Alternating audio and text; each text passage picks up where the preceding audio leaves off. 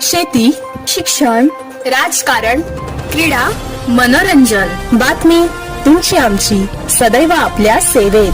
प्रकट महाराष्ट्र. नमस्कार, प्रकट महाराष्ट्रमध्ये आपले हार्दिक स्वागत. मी लावण्य हुमने आणि आपण पाहत आहात प्रकट महाराष्ट्र, बातमी तुमची आमची. संतप्त नगरसेवक मधुर म्हात्रे यांची प्रतिक्रिया. कल्याणमध्ये पाण्यासाठी भाजप नगरसेवक मनोज राय, शिवसेना शिंदे गटाचे नगरसेवक मधुर म्हात्रे आणि पूजा गायकवाड यांनी घातला अधिकाऱ्यांना घेराव. आमचे प्रतिनिधी शंकर जाधव, कल्याण.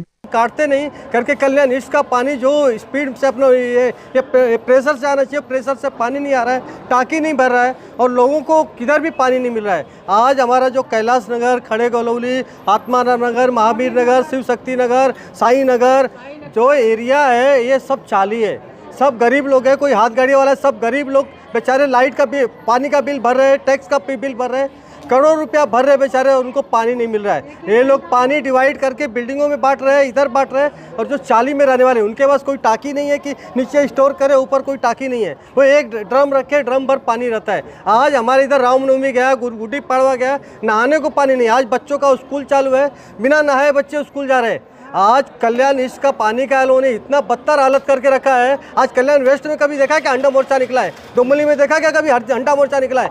कल्याण ईस्ट को इन्होंने वंचित करके रखा है, पूरा वंचित करके पूरा पानी कल्याण ईस्ट का लोग बेच रहे हैं. ये लोग हफ्ता खा रहे. काही फरक पडत नाही. काय भूमिका होती आज तुमची आणि काय? इलेक्शन झाल्यापासून खडेगोलेले, विठ्ठलवाडी, कैलासनगर, नेहरू नगर या परिसरात मोठ्या प्रमाणावर पाणी टंचाई आहे. अक्षरशः सण असेल, परीक्षा असेल, नोकरी असेल, सगळं वाऱ्यावर टाकले बिचाऱ्या महिलांनी. ना आंघोळ करता येते, ना पाणी पिता येते, ना जेवण बनवता येते, अशी परिस्थिती झाली आहे. नाही, झोप पण नाही राहत रात्रीच्या. अक्षरशः लोक आम्हाला येऊन बोलतायत की एक काम करा, पाण्याच्या टाकीमध्ये झेर टाका आणि मारून टाका सगळ्यांना. इतके संतप्त नागरिक झाले आणि वारंवार प्रत्येक स्तरावर KDMCच्या आयुक्तांपर्यंत तक्रार देऊन सुद्धा जर लोकप्रतिनिधींची कामं होत नसतील तर काय अर्थ आहे KDMCचा? काय अर्थ आहे टॅक्स भरण्याचा, पाण्याचा टॅक्स भरण्याचा?